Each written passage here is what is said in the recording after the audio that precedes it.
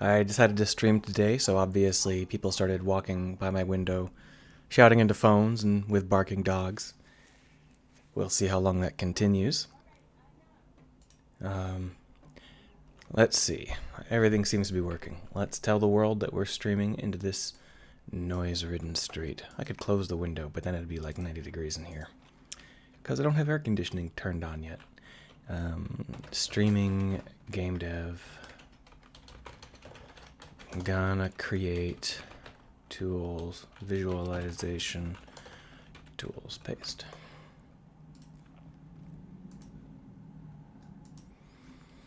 All right.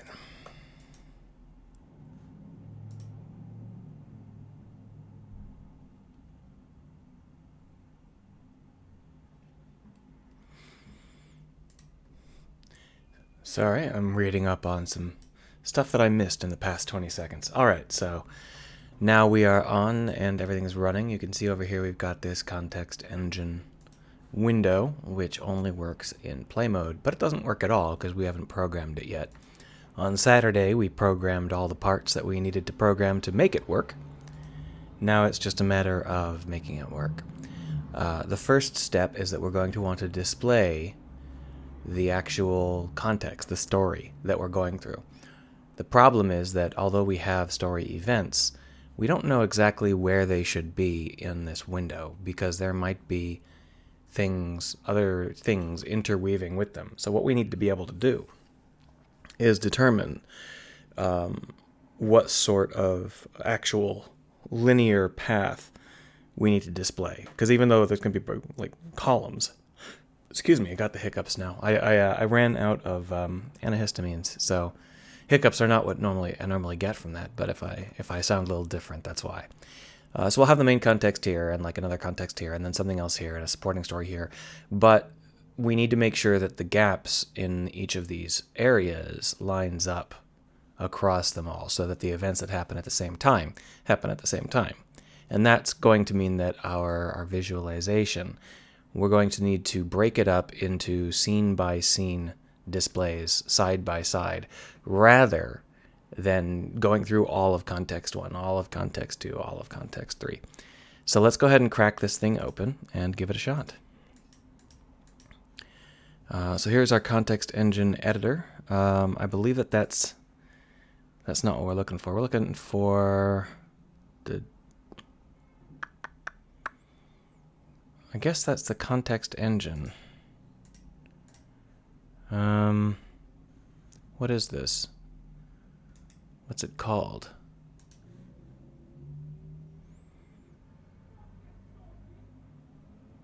Let's see if it's called a story manager.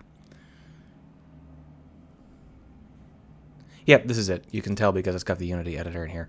It doesn't have the Unity editor in the other ones because anything with the Unity editor in it can't be compiled and sent out to players. That's why you got to put it off in its own thing. All right, now that we've figured out where it is and what it's called, we can go ahead and start to work with this. So here are the 2 warnings that we currently give out. What we're going to do down here, we're going to gather up all of our contexts and display them, but broken into scene-by-scene elements. I'm glad that there's an update for this engine. It's very rare. This engine almost never updates. This IDE, it's very stable, never updates. So it's good to see, an update every 4 hours. So now that I've interrupted myself with that complaining, I've forgotten how we're going to do this. We're going to grab it. So we've got this set up here where we actually get the story manager window to pop up, but it's actually dependent on something that's in the scene. And that scene element is this story. If we take a look inside of the story, this thing has static story live. This is the live in-game, in-scene object that represents the progression of our story. So what we need to be able to do is track all the contexts that are part of this story. And for that, what we're going to do for now is we're just going to make a list of them.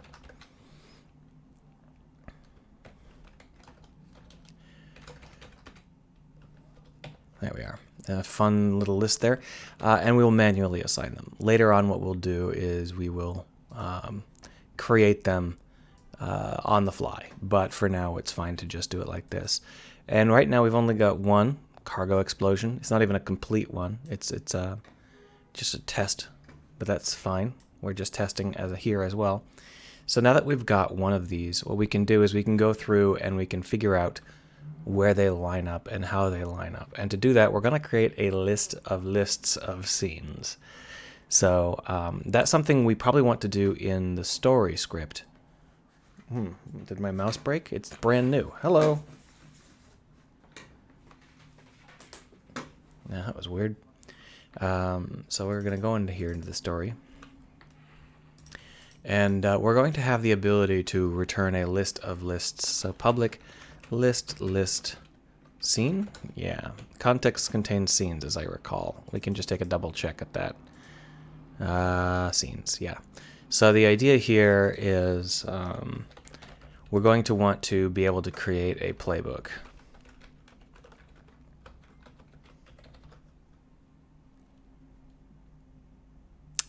And list scene.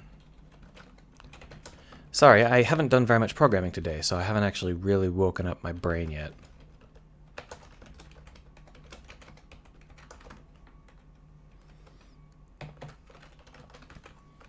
There we go.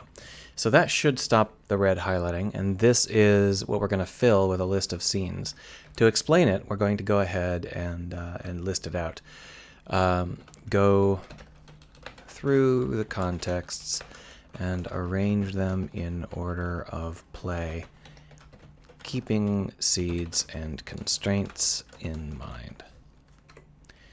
And that's going to be the ability for us to do this stuff on the fast and on the loose. For now, however, we're going to cheat because we've only got one context. So we're just going to put in a stub here. The way we're going to do that is we're going to create a new list for every scene in the main context, and that's it. So for each scene S in context, I guess I'll name it scene. Scene in contexts 0.scene. Then we'll go ahead and say list scene L equals new list scene. And I don't know if I can just pass it a random scene. No, so I'll just have to add it manually. No biggie. We don't have an A. I forgot to build it. So for each scene. Oh no, wait, we're already doing it. Yeah, that's correct. I gotta move this chair or something because I have a hard time seeing the screen. You know what? I'm gonna rearrange this mic, so I'm gonna mute you for a second.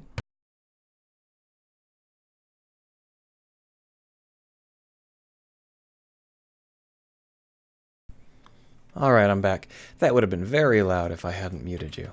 Alright, so there we are. So now what we've got is a list of one scene, and then we're going to add it to the playbook.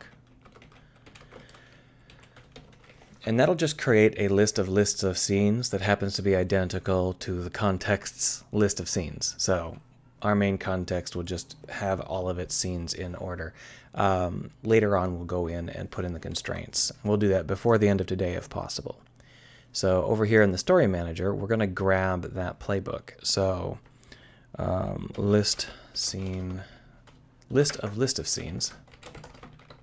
playbook equals story.live.playbook. And then we just go through and we print them out one by one. For each list, we'll go ahead and have to define int y offset equals 0. List for each list scene in playbook. And for now, we'll just have y offset plus equals an arbitrary amount, like say 50. Forgot to give it a name here. Call it play. And so is play reserved? Is that why it's red? We'll call it something else then. We'll call it chunk.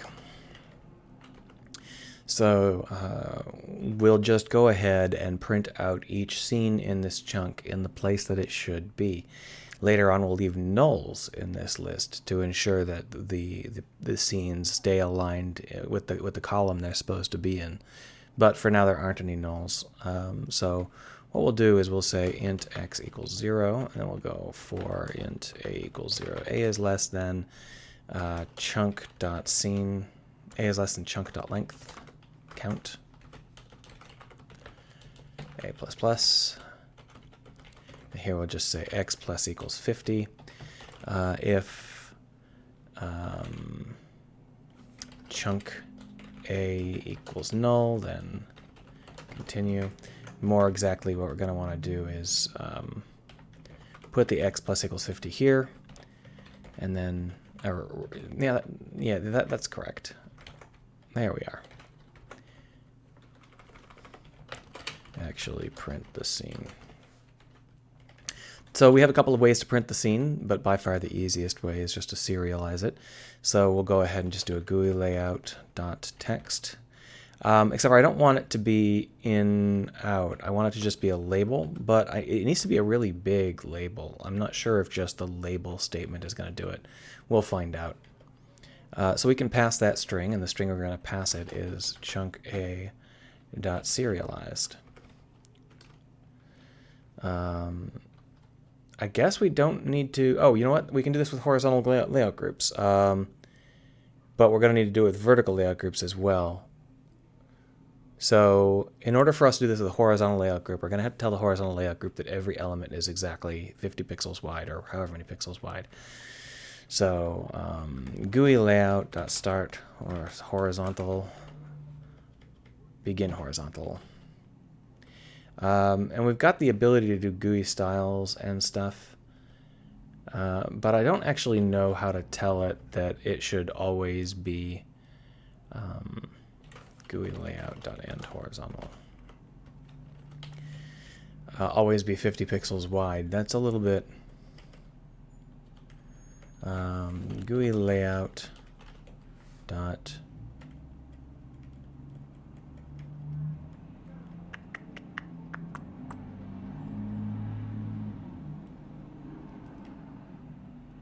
GUI layout option height. That means there's got to be a GUI layout option width, right? GUI layout option width 50. Option passed to a control to give it absolute width. So that's what I need. Now all I have to do is do GUI layout label, and then we will pass it in an array. Does it have to be an array? I guess it has to be an array. We'll find out whether or not. Just put a tilde and then GUI layout.width. But I think I need to make that an array rather than just a standalone GUI layout call. Let's find out.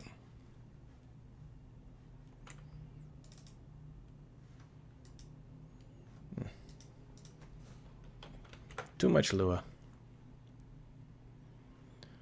The name X does not exist in a current concept. Sorry about that. Barf more. More barf. Oh, it's actually going to accept it. All right, I can live with that. So otherwise what we'll do is we'll do this, but with the same GUI layout. 50 is actually far too small. We'll make it 100 just for now. Later on we can twist all these around and make it more adaptive, whatever we need. But for now this will be a good test. You know, it'll work its magic here. So with that set up, we can also get rid of the Y offset and just use a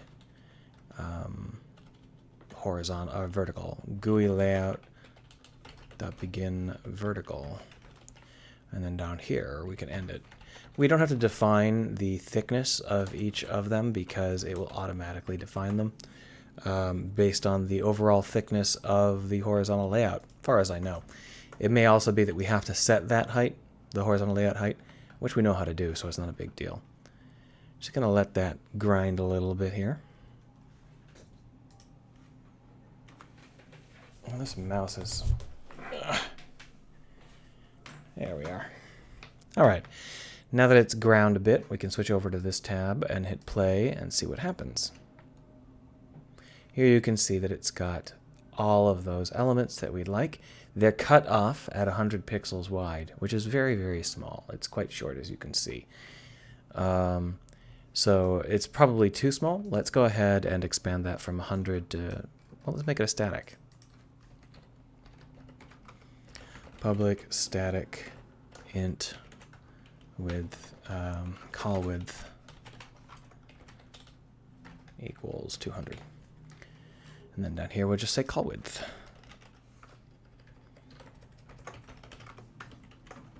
I think that I can actually like preserve that and reuse it rather than recreating it for every frame. But it's okay. We'll leave the premature optimizations for later. There we are. That's more visible. You can see it still cuts off some of the elements. I think 200 is too wide, might make it 150 or something. But now we've got a list of these scenes. So what we need to do is create a chain of events that we can weave together. So that is going to require us to create two contexts, and we're going to go ahead and make it quite simple. So if we take a look at the inspector here, this is our, what's this? We don't need that anymore. I said we don't need it anymore. Recompile.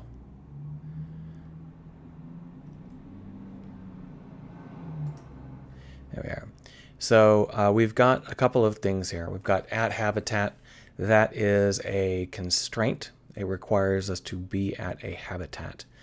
So what we're going to do is put in, and this is something where we're going to put in a simple little thing that allows us to help our contexts.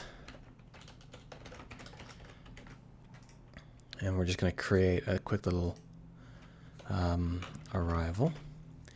And if what we need is @habitat, then that's what we'll provide. So we'll create a new context here.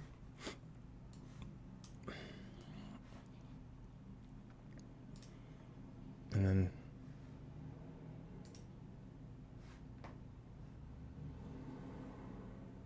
edited text shouldn't exist anymore. Hold on.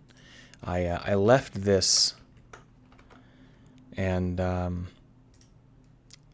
I should have cleaned up a little bit before I ditched it, because there's a lot of like random debug craps left over. That's okay though. All right, so there we are. But the problem is that here you can see, there it is, much better. So now we've got this context arrival with a scene. We can add in the scene of arriving at planet. And then down here we'll add in a seed of at location. Was that what it was called? At location? Just take a quick little look here. At habitat, my bad. Another option is that instead of using this method, we could use inverse brackets. That would make it real clear that they're related. We'll want to decide on that. I think that's a good thing to do, so we'll go ahead and do that soon. We don't need it at the moment, but I like the idea of them just looking exactly like opposites. So for now, these two scenes should get along. So what we're going to do is we're going to go back up to the story, and we're going to add arrival as a second context. And what we want to do is this constraint here, this playbook here. What we need to do is, instead of going through it like this with the context 0 scenes, what we're going to need to do is go through it a lot more carefully. For starters, what we'll do is think about it, because what we need is to start at the last scene. The 0th context will always be our story context. Let's go ahead and mark that down. 0th is the most important. So we can go back up through the 0th, and we can start to track and see whether or not we can find a previous scene that needs a resolution. So what we'll do is we'll work our way backwards through the most important elements. So the only question is how to sync it up at the end. I guess we'll just go in and fill the playbook in as we need to. All right, so trying to think about the best way to do this, and it's not not impossible or terribly complicated. It's just that it's a mess. I'm sure that I'll come up with a cleaner solution later, but for now we're just going to go ahead and do it the way that it occurs to me to do it. For int a equals contexts 0.scenes.count -1, a minus minus a is greater than or equal to 0. And what we'll do is we will start... Why is that barfing? Do I have it backwards? I have it backwards. I have. That's fine. All right, so now what we can do is the last context is something that we can just put in. So whatever we're on right now, we can just put in. So we say we want to add it to the previous element of the playbook. So playbook.add range or add, and I think we can specify, we can't specify a location. Is it insert? Insert, there it is. So we want to be able to insert at 0 a new list. So in order to create the list, we are going to check it. So list scene L equals new list scene. And then we say L.add contexts 0.scenes A. Let's go ahead and make that its own thing. Scene equals contexts 0.scenes A. And then we can just add that like this. So this is not actually how we want to do it, is the thing. Because what we actually want to do is check and see whether or not something exists. But we'll work it out like this first, and then what we'll do is we'll work out the rest afterwards once we thought about it a little bit. What we need to do is check and see whether or not that scene has any constraints. See this? So if scene.constraints.count is greater than 0, then debug.log scene plus scene.name plus has plus scene.constraints.count. Constraints. Looking for seeds. Now there are a couple of places that we might find a seed. One is upstream. We might find that that seed exists within our own context. To do that, we're going to have to walk up the scenes above us and see whether or not it exists. But it has to exist only on the scene directly above us. If it exists further back than that, it could easily be interrupted by other processes, so we can't use that. We can only use direct chains, which is easy enough. If A is greater than 0, then scene parent equals contexts 0.scenes A minus 1, and we say if parent.seeds, parent.contain seeds.count.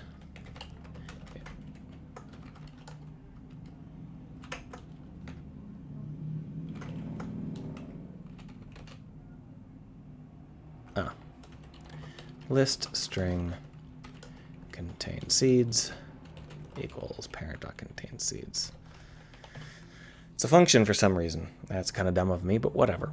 So once we have a list of seeds, we can go through and see whether or not there are any failures. So for every failure, we're going to have to look for other scenes. And this is where it gets complicated, because basically what we do is we have to fork it and just pass it back without this is a recursive process, right? So we say for each scene string constraint. No, is it a string? I think it's a constraint. String constraint in scene.constraints. Yeah, it's a string. We want to look for it whether it's in the parent or not. So if seeds.contains constraint, then continue. Otherwise, look for another source for the constraint. So to do that, we have to look in our other contexts. So here's the thing. What we actually need to do is keep track of all of our contexts at the same time. And as we're marching back, we always have to march back. I can't simply start at the end of the other context and start to scroll back, because I may have already used some of those scenes. So in order to do that, we're going to have to create ourselves a fairly simple little processor. Let's go ahead and do that. We'll do it with another class. Public class constraint test. Or I'll call it a context tracker. And the context tracker is a raw class. We'll never need to serialize it or deserialize it, so we don't have to worry about any of that stuff. We have a public context target, and we have a public int last used scene, and we have a public string list seeds needed. Right, that's fine. So now what we're going to do here is we're going to go back and start to fill in this context tracker. Put in some commentary so we understand it. Context tracker is used to help unroll contexts into a playbook so that we know what scenes go in what order, interwoven in what way. We need to create one for each context, and we work our way up from the end, not starting at the front. So that's going to be our setup. And so here we're going to go through and we're going to create a list of context trackers.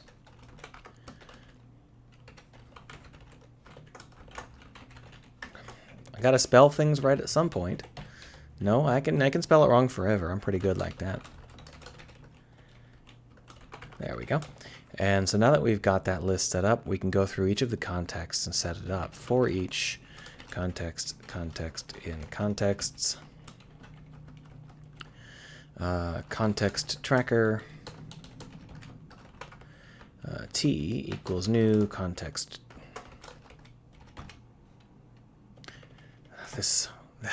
It's super unhelpful, this helpful thing that fills in.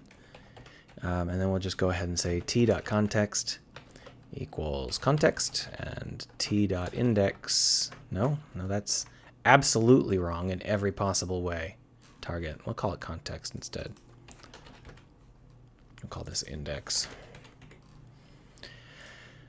T.index equals context.scenes.count -1. And t.seeds needed equals context.scenes t.index .seeds .constraints.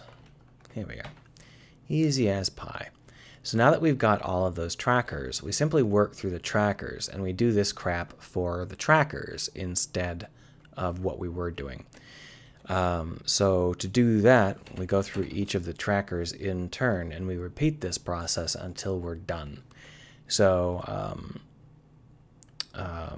that's not a for each loop. It's just a do while loop. Let's go ahead and try that. I think that C# has a do while. Let's find out.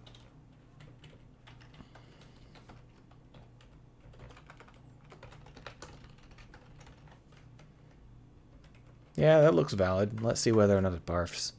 Yeah, there's no obvious other errors, so maybe it won't barf.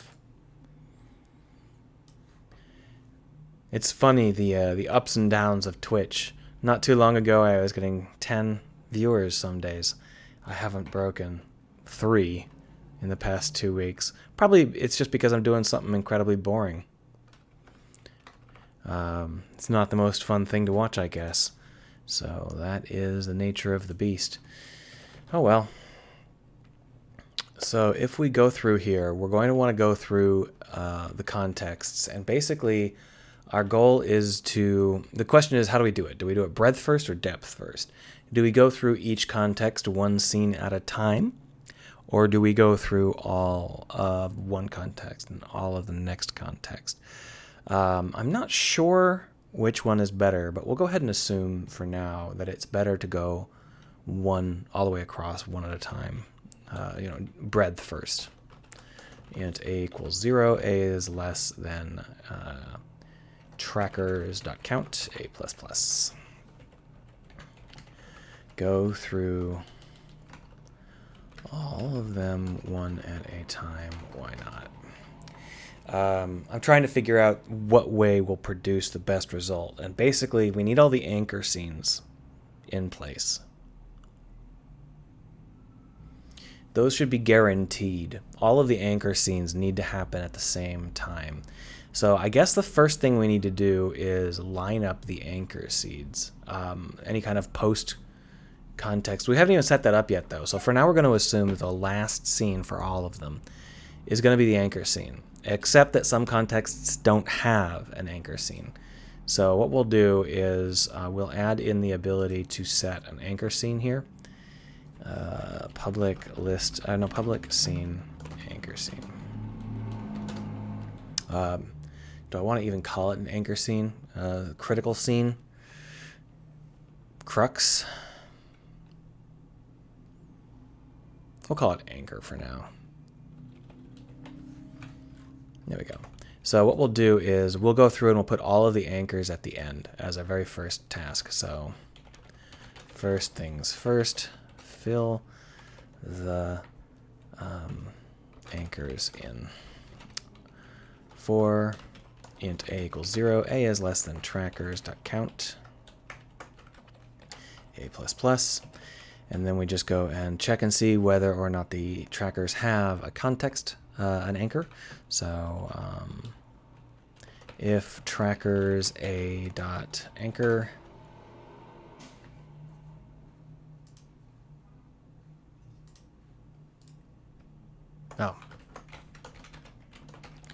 here we are. So if we've got an anchor on the context, then we need to add it to the playbook.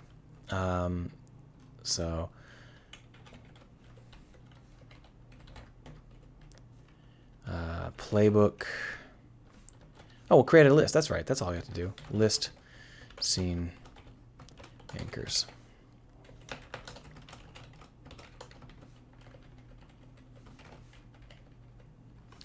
Anchors.add trackers a.context.anchor. If there's not, then what we're going to want to do is add a null. That'll keep it aligned. There we are.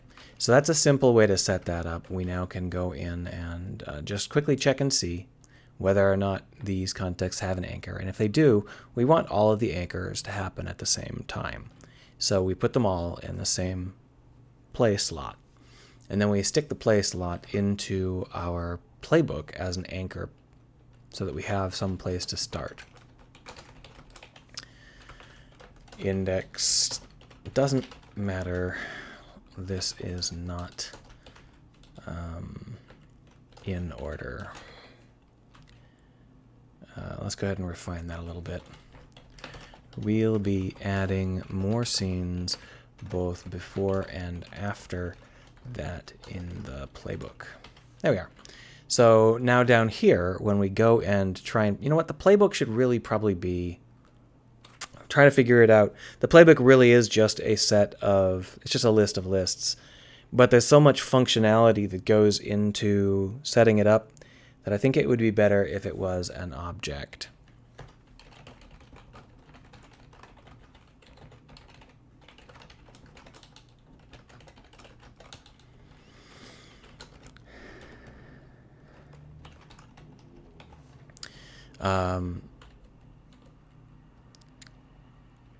And that's going to be something where all of this crap is going to get stuck into the playbook instead. So we'll grab this here, just grab the whole set, not down there, just this part. Cut it and put it into the playbook.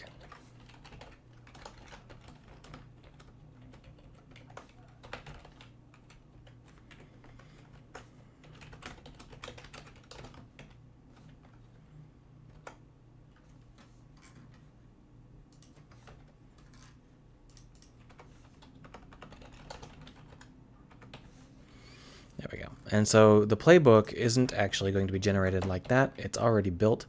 All we have to do is this, and then what we do is we need to have a list of all of the contexts in our playbook. So to do that, we're just going to create a list of contexts and pass it to the playbook. And the playbook will be able to generate a playbook based on nothing more than that list of contexts. Later on, it may have the ability to go out and fetch other contexts. We'll see. For now, however, all of this stuff is necessary because there are a couple of things that we need to be able to do in order to make this easy on ourselves. For example, down here, when we're going through all these playbooks, or all through all these trackers, every context is going to have a scene that we are caring about right now. We already have one of the scenes, maybe, from that context in the playbook. So what we need to be able to do is say, insert this before or after the anchor scene. And I'm trying to think about the best ways to handle that, but we'll probably have to feel it out. We're definitely going to need helper functions, so that's what we're going to do now. We're going to try and create our process. I'm going through it in my head trying to figure it out, but basically, we need to understand whether or not the scene we have has a specific spot. Where does it go in the playbook? And in order to do that, we have to understand whether or not the playbook has scenes in it yet, and that sort of detail work. So we'll go ahead and put that up here. Public bool. That can't be a bool, can it? Public int. Where does this scene go? Tracker. Context tracker. So the idea here is that the context tracker already has the information as to which scene we're talking about. And then we just need to look through the playbook for others. But we have to understand what column that context tracker is. In that case, what we probably want to do is actually keep a list of the context trackers here. And we'll just go ahead and do this. That way we can just use an index of rather than passing it a column.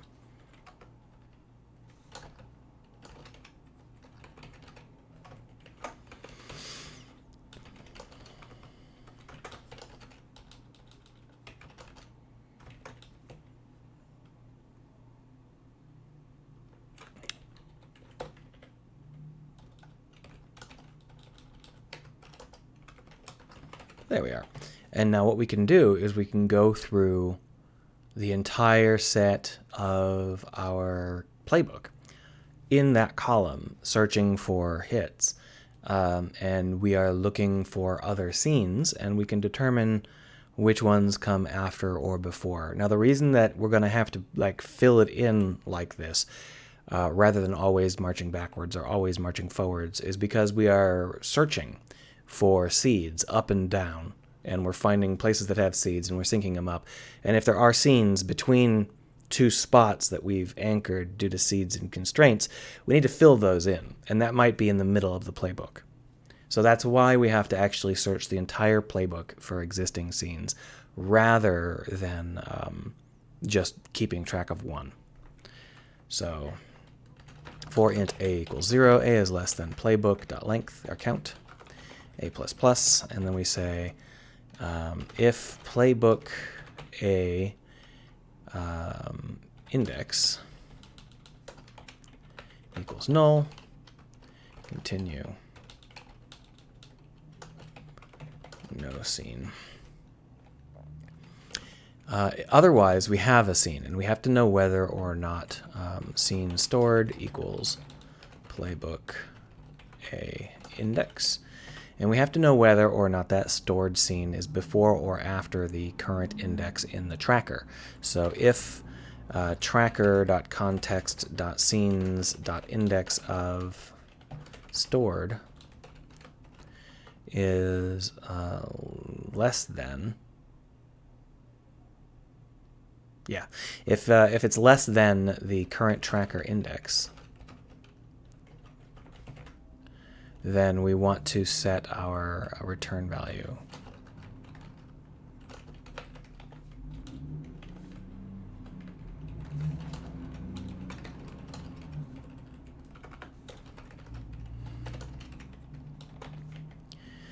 But we want to set it to the next slot rather than this slot. The problem is that there are a couple of different options depending on, well, I guess we can return a -1. If tracker.context, we'll put this first. If stored equals tracker.context.scenes tracker.index, we're kind of assuming that the index will always be valid. I guess we'll have to make that assumption. Return -1 already in playbook. Returns a target index to insert at. If it's already in the playbook, returns -1. All right, so what we've got here is a very simple way to test and see where we need to insert things. What we'll do is we're going to also have this check and see whether or not it's a... go ahead and get that. So int stored index equals this long block. There we are. And so with this in mind, we can check and see. So if stored index equals tracker index, there we go.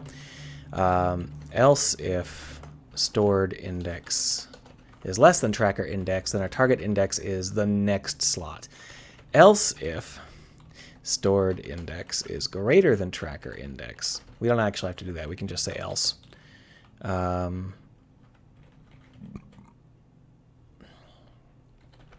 Then what we can do is return or set it to be negative, less than this. But here's the key here. This is a little bit special because we've now gone too far. We are now definitively past the point where we can narrow it in anymore. So we'll set the target index equal to a-1 by returning it. And all that's going to do is tell us that, oh, it's not even correct. We actually want to return it at a. Inserting will push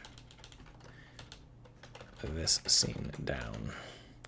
So if we find a scene that's later on in the playbook, later on in the context, that's already in the playbook. Hold on, I'm gonna rearrange my mic. Maybe my mic is just grumpy. This is a really old stand. I may need a new one. So anyhow, basically the idea here is that we go through a context and we look at all of the scenes in the context, but we don't look at them in any particular order. So we may have random scenes throughout the system, and then this is how we want to fill it in later on. So we go through and we check all of the scenes that are already in the playbook. If there are scenes from earlier in our context, earlier in our story, then we know we have to put it after that, but we don't know how far after that. So we keep searching to make sure that it isn't at a later date. If we find a scene that's later than the one we're trying to add, we can stop because we know that that's already too late. So then we can just stop and return that value. And that's what we're doing here. So that's pretty basic. Shouldn't be an issue. Yeah, I don't have any problems with that. If we don't find anything, then the target index is 0. But if we don't find anything, that means that this scene is... there's no anchor for the context, and nobody has used any of the scenes for actually providing seeds. I'm trying to think about, that might be a problem. We'll make this -2, and if we actually reach it, then we'll know that there is an issue.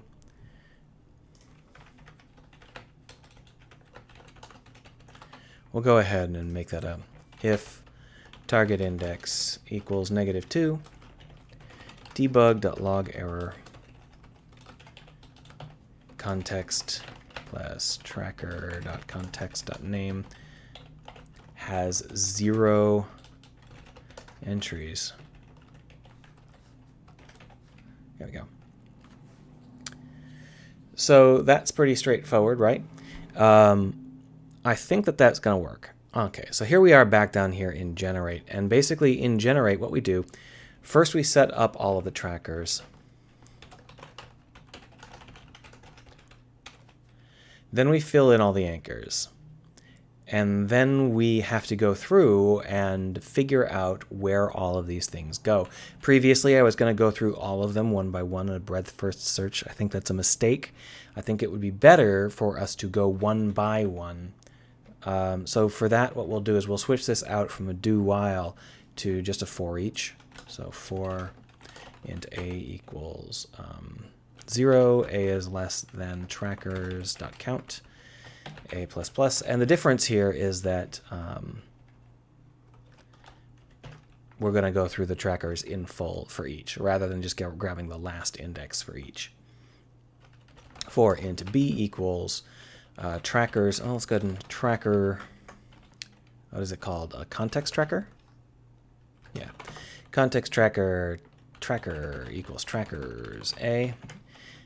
For int b equals tracker dot index, b is greater than or equal to 0 and b minus minus. What this will do is it will allow us to start working back from the end. And so we just find out where we're supposed to put this scene.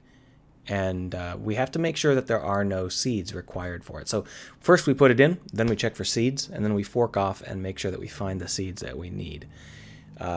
So to do that, what we're going to do is just add it to the context at the scenes that we need. So int target index equals this dot, where does this scene go?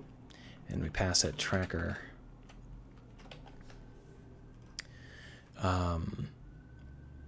And then we say at the end, tracker.index minus minus.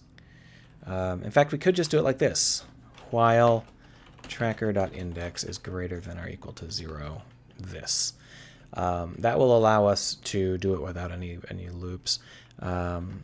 If target index is equal to -1, then continue, or don't continue, just do this part. So if it's greater than -1, then we want to add this to the scene. If playbook dot count is less than target index, we should probably just do this. We should abstract this out. What we need to do is insert it into a given index in the playbook. So public void insert into playbook tracker. Because basically what we want to do is, if that index exists, we want to check and see whether or not we can fit the scene in there. If not, we'll insert a new list. So if playbook.count is less than index, then playbook list scene S L equals new list scene. Scene equals tracker.context tracker.index scenes. I should probably just make that a getter, an accessor. Let's do that. Public scene get return context.scenes index.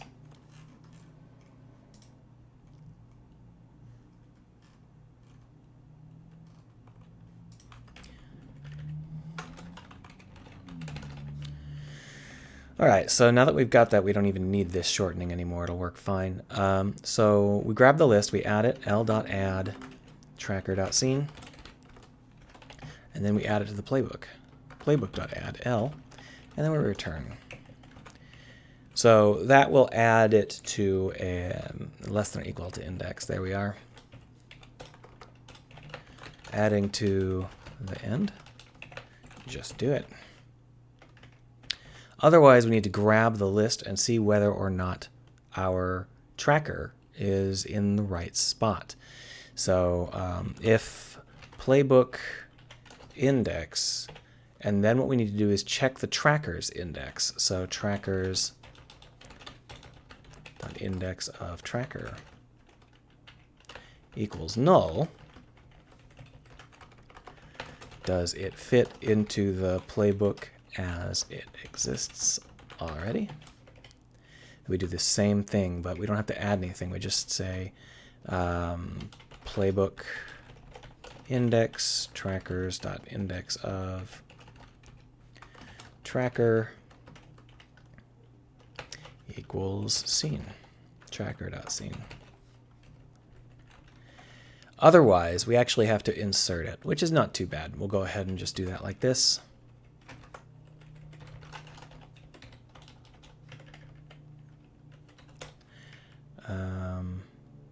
I feel like I might have screwed up something at some point.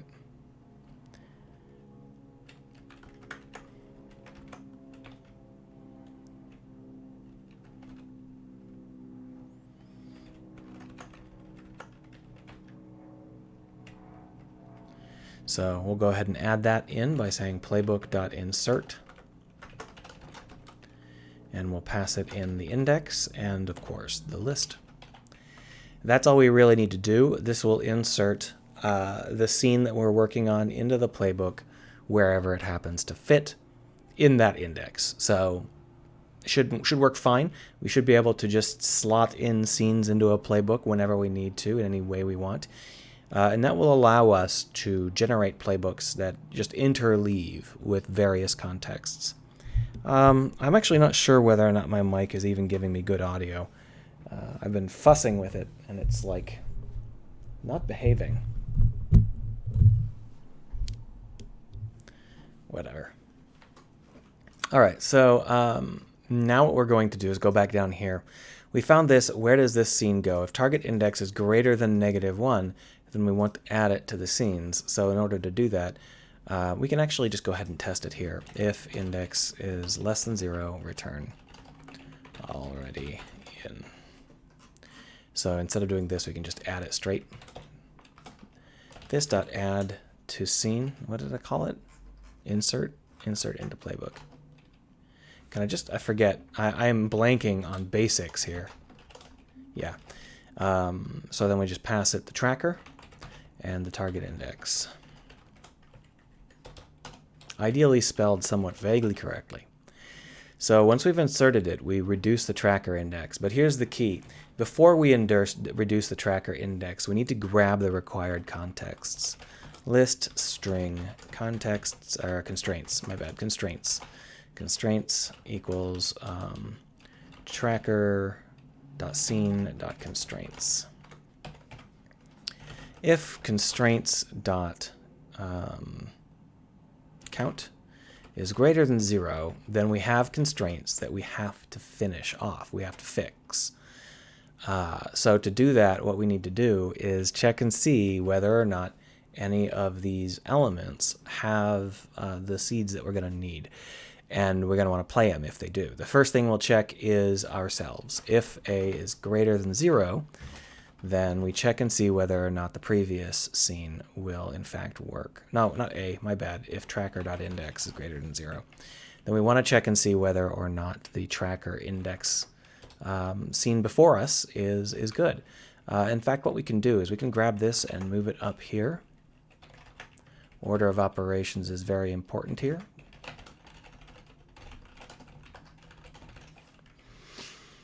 And then what we'll do is if tracker.index is greater than or equal to 0, or we can say if tracker.scene.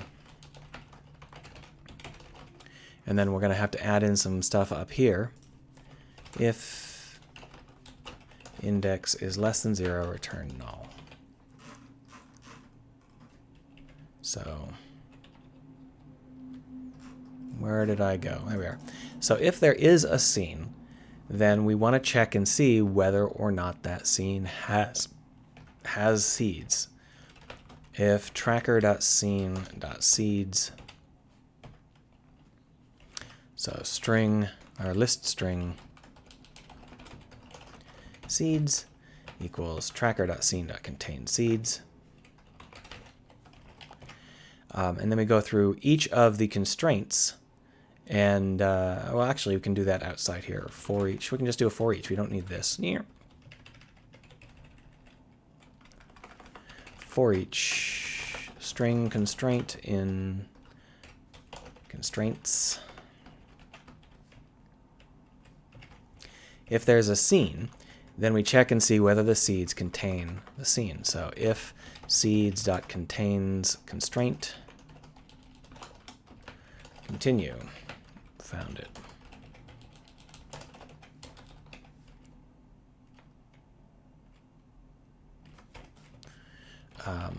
If we get here, we need to go out and search for seeds.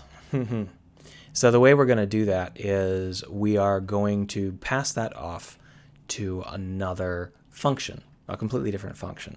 So we'll go ahead and say add seeds, add seed constraint. And I think that we can just pass it like that, but we're going to want it to have, we are going to want to tell it what index. There we are. So we'll go ahead and set that up.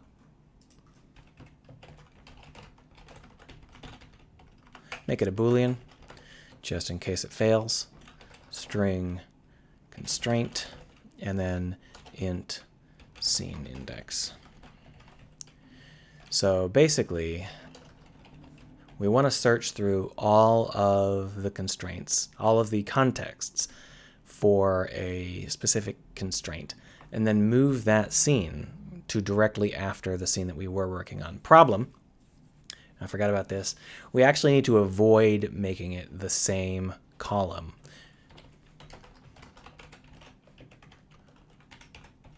There we are. So if we have an exempt here, that means that we'll just skip that one context. The rest of the contexts are fair game, but not that one.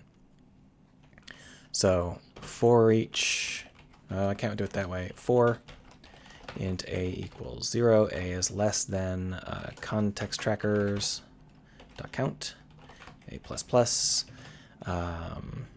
If tracker context tracker tracker equals trackers a. If tracker equals exempt, then continue. For int b equals tracker.index. Yeah, that should work. B is greater than or equal to 0, b minus minus, but that's not what we want to do, is it? Because that will end up doing a depth first, and what we actually want to do is a breadth first. I guess what we'll do is we'll keep track of the best option. So int best delta equals 0, rather -1, 0 is fine. Int best scene equals, it's not scene, it's scene, best scene equals scene, null, and tracker, best tracker equals null. There we are. So from here, what we can do is we can find what, if any of these have a good value, and make sure that we find the best option, rather than trying to rig it up to do a breadth first search on something of undetermined depth. That would just be annoying. So here we are, moving upwards from where the tracker currently is stuck, looking for previous scenes that we can use to fill in this system. To be honest, I don't think we have to do it this way, because we're doing a depth... No, wait, we do have to do it this way, because if we've already completed a tracker, we can't rewind and grab... Well, no, we can, can't we? Because those scenes are already in...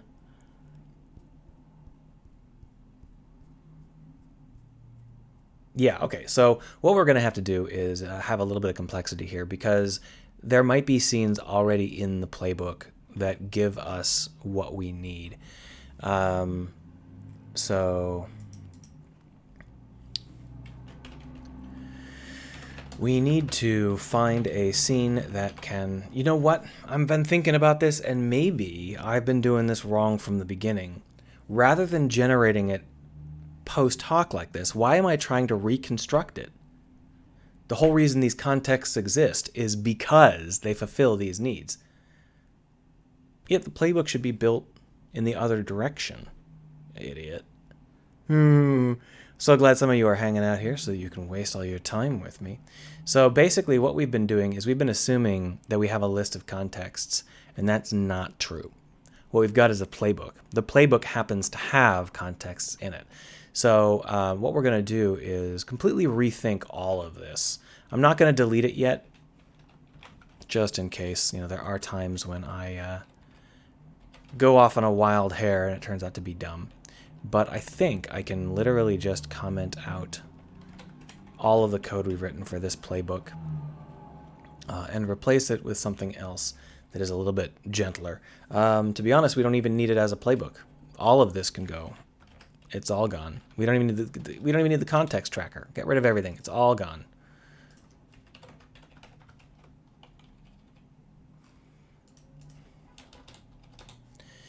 That'll be nice, much simpler. So here's the idea here.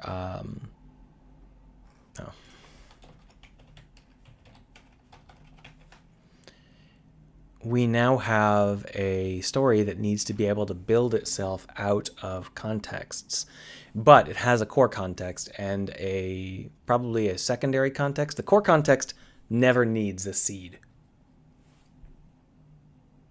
Yeah, the core context never needs a seed. So let's go ahead and set this up. Public context, core context.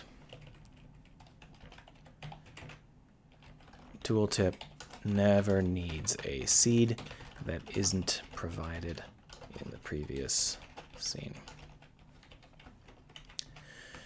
And then we've also got public context main complication. Tooltip probably needs seeds. And then down here, we're going to go ahead and call this additional context. How does additional get shorted? I guess it's fine. We'll just call it additional contexts. And there is no 0th there. So the idea is we'll set up the core context and the main complication, or maybe just the main complication for now, and we'll bring the core context in later. But the idea is that we will manually build the playbook from our understanding of that rather than the other way around. So when we're building the playbook, I'm going to delete this. This is ancient. When we're building the playbook, we're going to go ahead and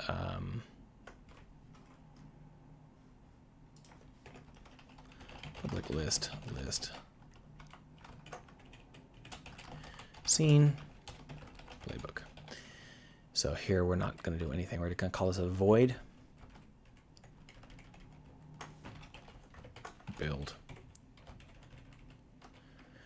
So building goes through our main complication and adds whatever additional what am I doing here?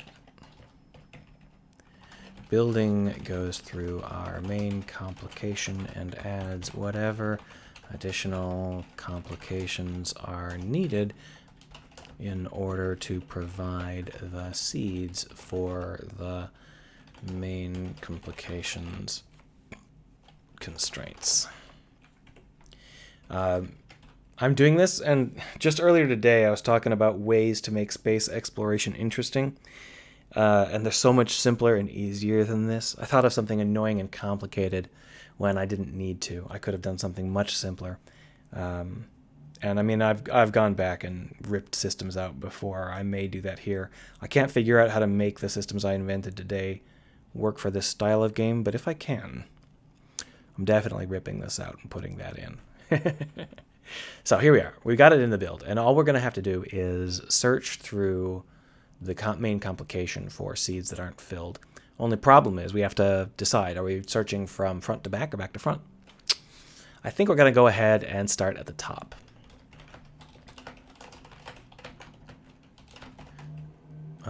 Well, if we're starting at the top, playbook.clear.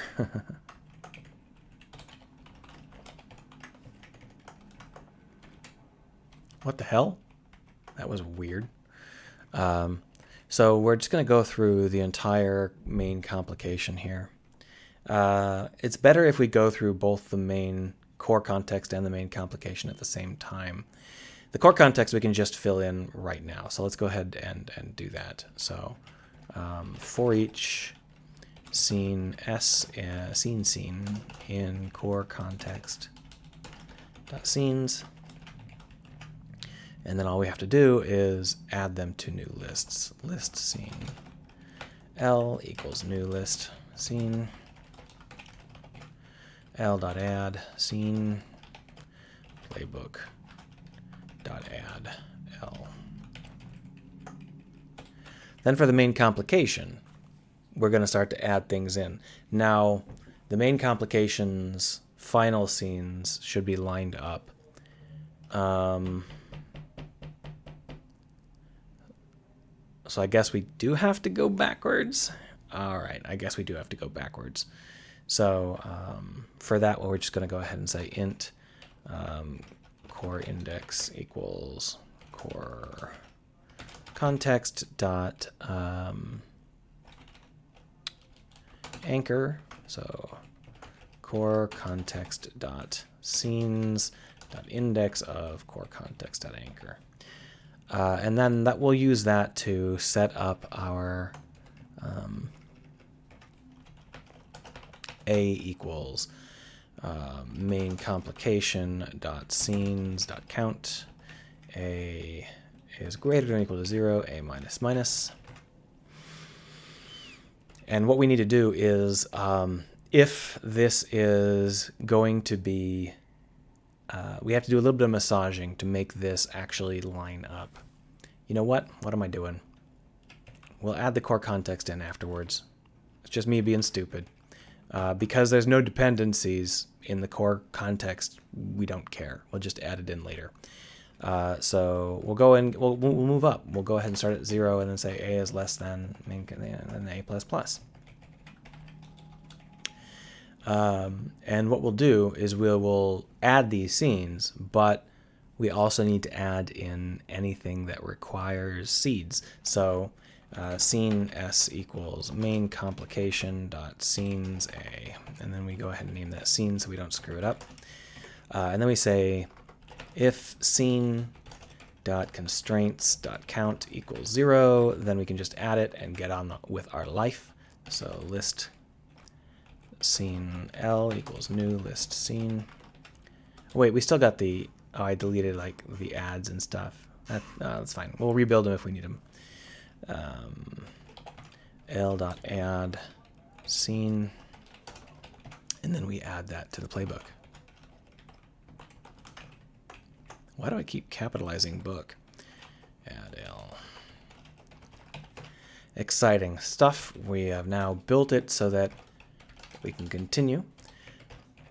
Otherwise, we need to insert a bunch of prep.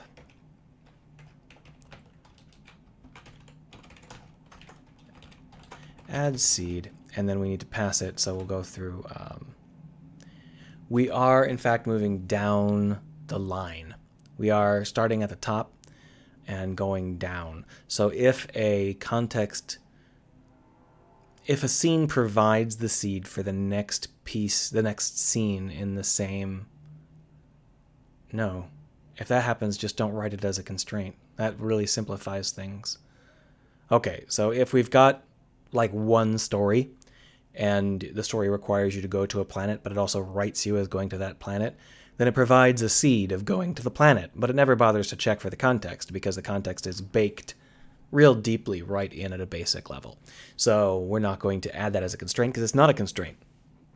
It's waived by the nature of the story. All that does is generate seeds. It doesn't generate constraints.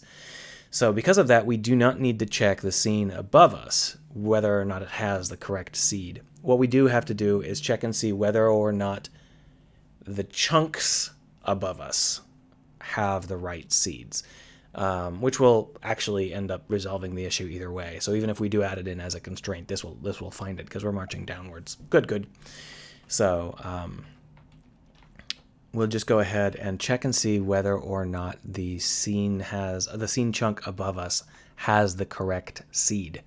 So to do that, all we do is take a look at the list scene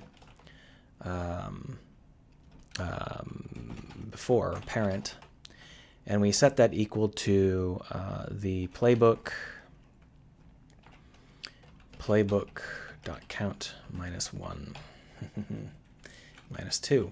-1 will get us the last one. Oh wait, that's correct, -1, because we haven't inserted ourselves yet. And all we need to do is look through and see whether or not our seeds exist within that setup. I think it would be easier to just put in a little bit of a bool here, protected bool seed in is seed in list scene scenes string constraint. So for each scene in scenes, if scene.seeds contain seeds can we just say scene.seeds?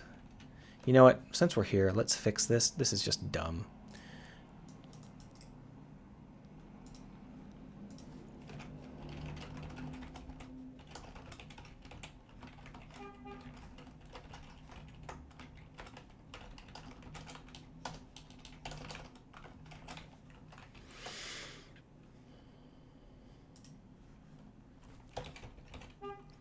Seed.scenes.contains constraint return true. So there we go.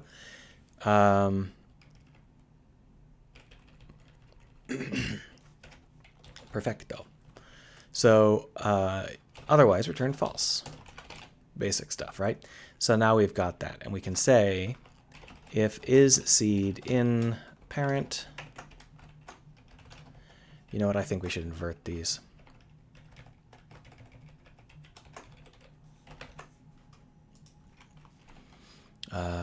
For each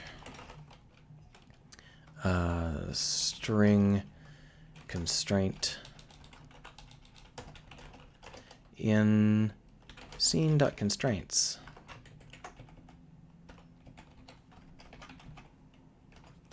If is seed in constraint parent, then continue. Found it. Seed isn't in. We'll need to go find it.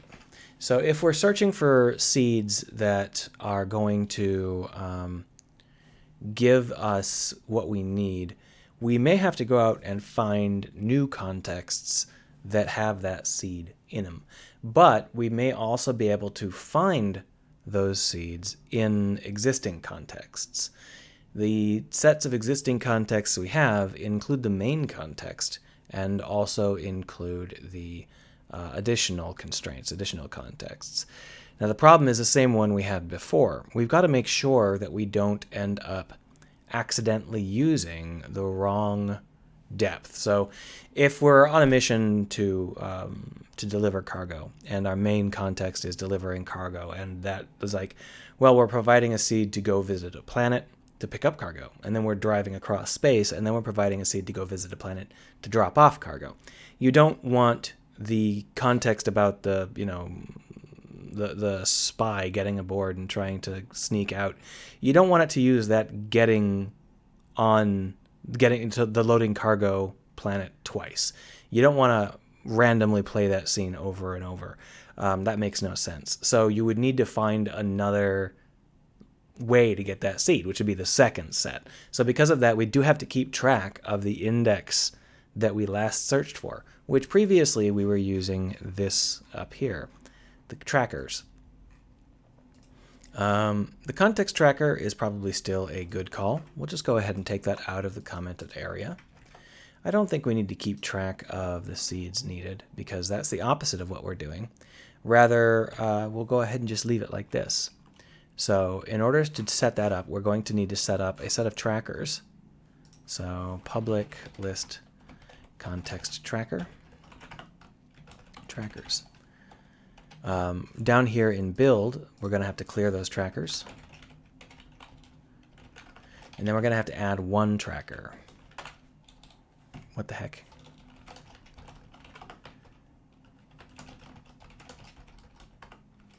This one is going to be the context for the main complication, and the index is going to be at 0, which is fine. We have to add that.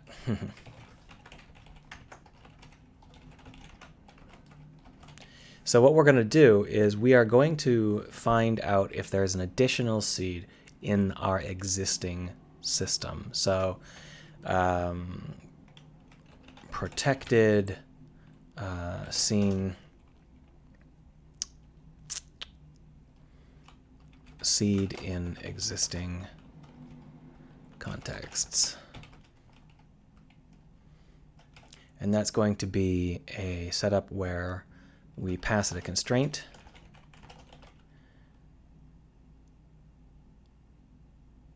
And we pass it an exemption and a target index. Do we need to pass it? We do have to pass it a target index. So we're redoing a lot of our code, which is not terribly surprising. And we also need a context exempt. Return null. So basically, we're going to look through and try and find our existing stuff. We're going to need a whole bunch of the stuff that we programmed before, which is why I wasn't too sorry about setting this up, because we can check and see whether or not scenes exist already here with this same basic code. It might actually be easier just to reprogram it. That's fine though. So we're going to find out whether or not the seeds exist in contexts by simply looking through all of our existing contexts. So for each tracker t in trackers. And then what we do is we are going to do a for int a equals 0, a is less than t dot count. Nope. A is less than t dot context dot scenes dot count. You know what? We'll go ahead and bake that in. Is count capitalized? I think count is capitalized. Get return context.scenes.count. Yeah. So did that get that? Was fine. A is less than t.count, a++. And we're just going to do a quick little search to see whether or not we can find the seeds we need within these scenes. So scene equals for if t.context equals exempt. Oh, it's not sorry, my bad. It's context tracker. Continue.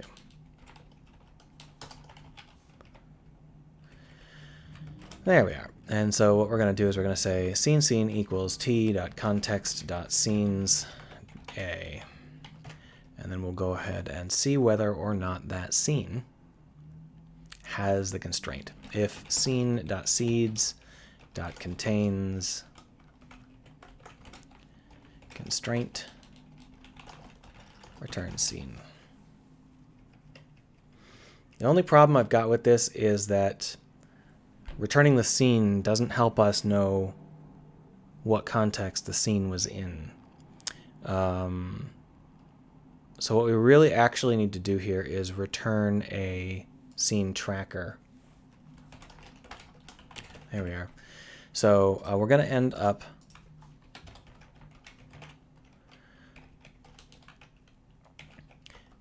playing tracker forward. So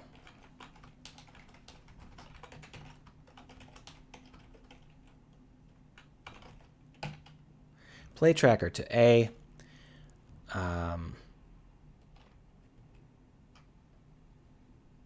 Play index? Do I need to pass it? I think I do. And then here what we'll do is just pass it a bool. We don't need to tell it anymore.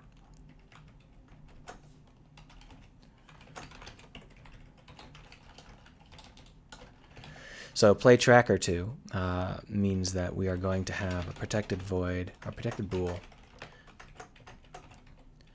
Play tracker to.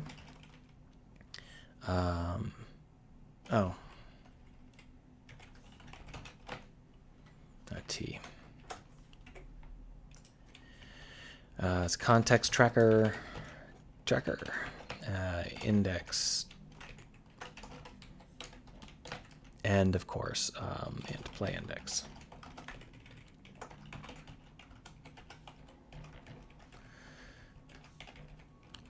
Play through the tracker, filling in scenes with the goal of stopping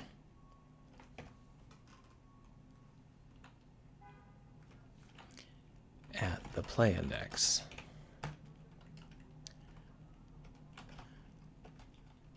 This is okay if it happens too fast. A delay is a gap is fine. So how do I do this?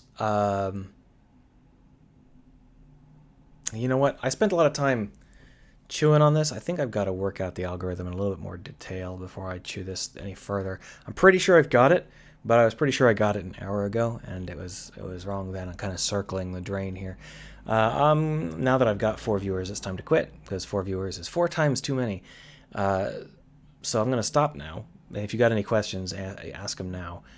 Sorry that all you're seeing is a bunch of code. I keep meaning to do a lot of this off screen and then not getting a chance to. So game dev as a hobby is much slower than game dev as a job, I'll tell you. So the basic idea here is I think what we're going to end up doing is having the ability to just insert scenes. And so play tracker 2 is also going to be followed up by protected bool insert scene. And that's going to be a context tracker int. And then we can have it as a play index. But I'm not sure about this. And this is the only thing that I'm thinking about right now. This is why I'm not going to do it now, because I'm not sure how this works. Because the idea is that there are constraints. We need to add arbitrary scenes, but we need them to be before a specific arbitrary point. And I think that ideally we want them to be as much before that point as possible. But if not, then we insert them directly in front of that point. Let's see whether or not I can handle that. So basically the tracker had a previous scene that it inserted or not. And so therefore it has an integer value, protected int last inserted play index context tracker. And basically we want to get the previous scene. So if tracker.index equals 0, return, do we return 0 or -1? We'll return -1. And then otherwise we're going to want to go through for int a equals 0, a is less than playbook.count, a++, int tindex equals trackers.index of tracker. And then here we're just going to go ahead and try and find the scene that we're looking for. So scene target equals tracker dot context dot scenes tracker dot index -1 previous scene. And then we just look through the playbook for that scene. So if playbook a dot contains target, return a. Otherwise, return -1. No scene. Context debug.log. No scene. From tracker dot context dot name, despite it having a positive index value.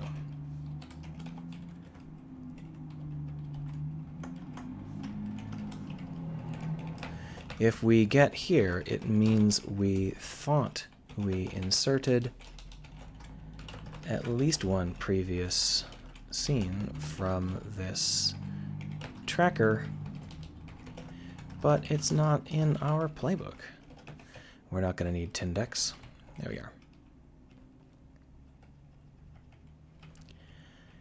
So with that in mind, another option we've got is we could play it forward, but I think we'll just wait for the error, and then if the error happens, we'll fix it. There we are. So we now have the ability to get the last inserted play index. So int last index, last play index equals last inserted play index tracker. And basically all we're going to do is insert our scene in the next. The question is whether or not we insert it by creating a new one or not. So we'll go ahead and have another function for that. Protected void insert scene directly. Context tracker int target index. And we'll just go ahead and say if context tracker int tindex equals trackers dot index of tracker. If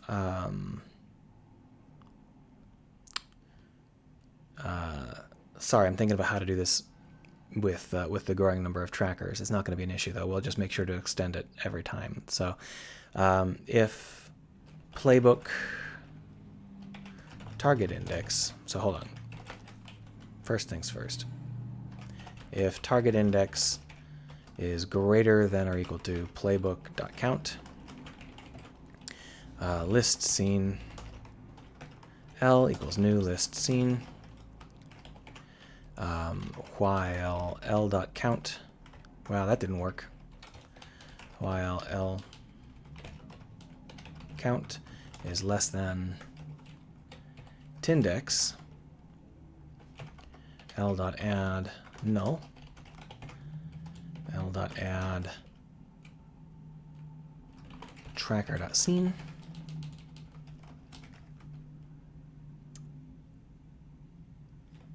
Should we do it? Yeah, I guess that's okay. And then we add that to the playbook.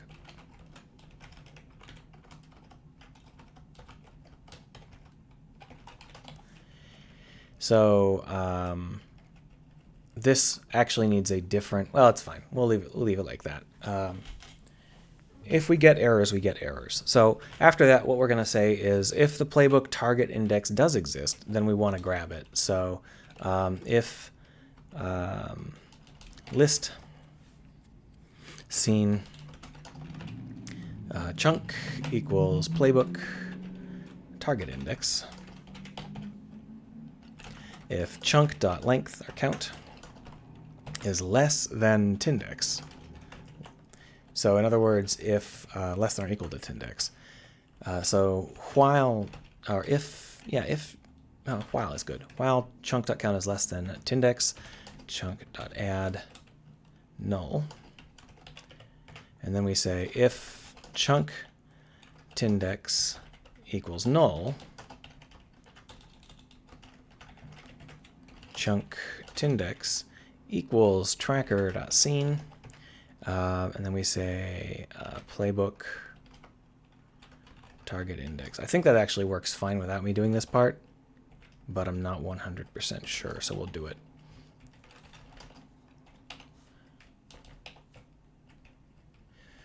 Otherwise, this slot is full.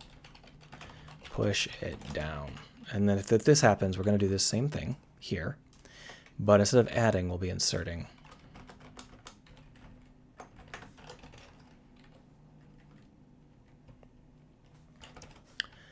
And we'll be inserting it at the target index.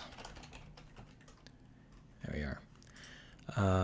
Only thing I'm going to do now is, I guess we'll put this up here.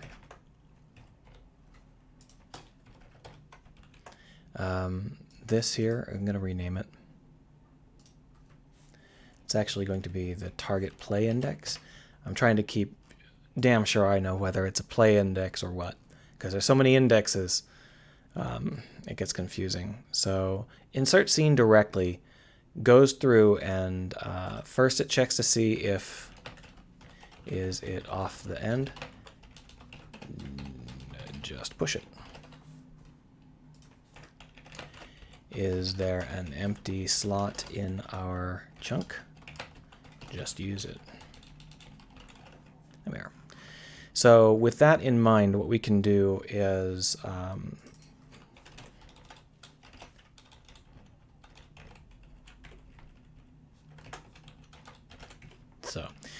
with that in mind, what we can do is we can see whether or not we have the ability to add these elements in.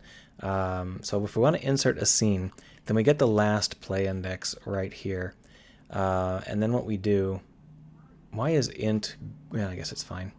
The highlighting is working funny here. I'm not sure what's up with this. Huh. Well, either way, oh, it seems to be insisting that that is...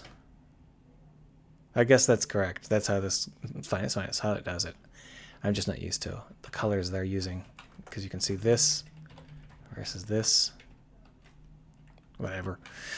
So we got the last play index. All we're going to have to do is insert the scene directly. Wait, hold on. I'm trying to insert the scene. We'll rename this as last possible play index. If last play index equals is greater than or equal to last possible play index, then what we're going to want to do is I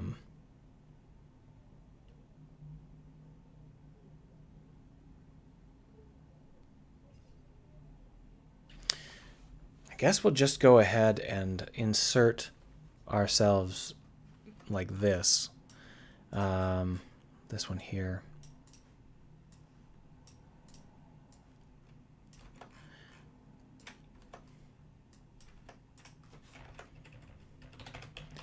Emergency manual insert.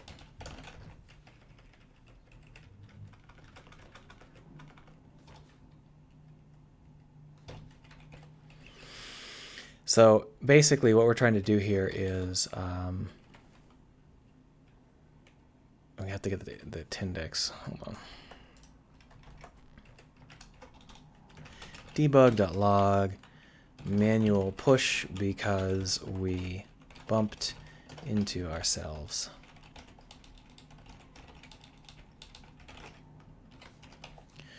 And then we grab the index, we set this up, we grab that in, and then we insert it into the last possible play index. There we are. And that will push the last possible play index down. The thing that was in the last possible play index will be moved down, which means that the last possible play index might not be the last possible play index anymore. So what we'll do is we will go ahead and give this an integer return, which allows us to tell it what point we put it in. There we are.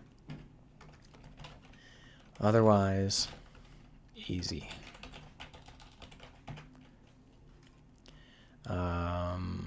Yeah, so then we just say insert scene directly, and we pass it the tracker and the last play index +1.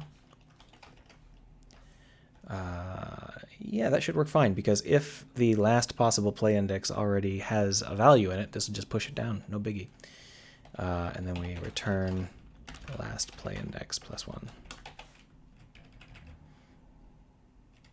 Here we're playing the tracker 2, and then what we've got is a situation where we may end up pushing that play index down. Stopping at the play index is not actually what we want to do, because the play index isn't actually a play index, because it might move. We might insert additional objects. Because of that, rather than inserting it until a specific play index, what we need to do is find the scene that we're playing to.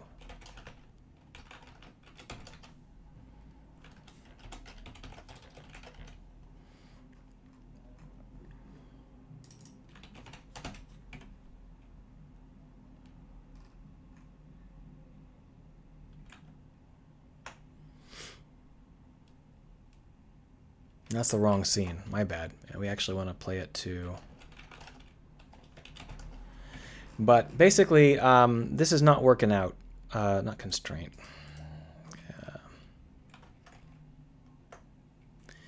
This needs work. I need to work it out on paper, do it cleaner, because this is whenever I get far enough to start to close in on a goal, it starts to get muddy again.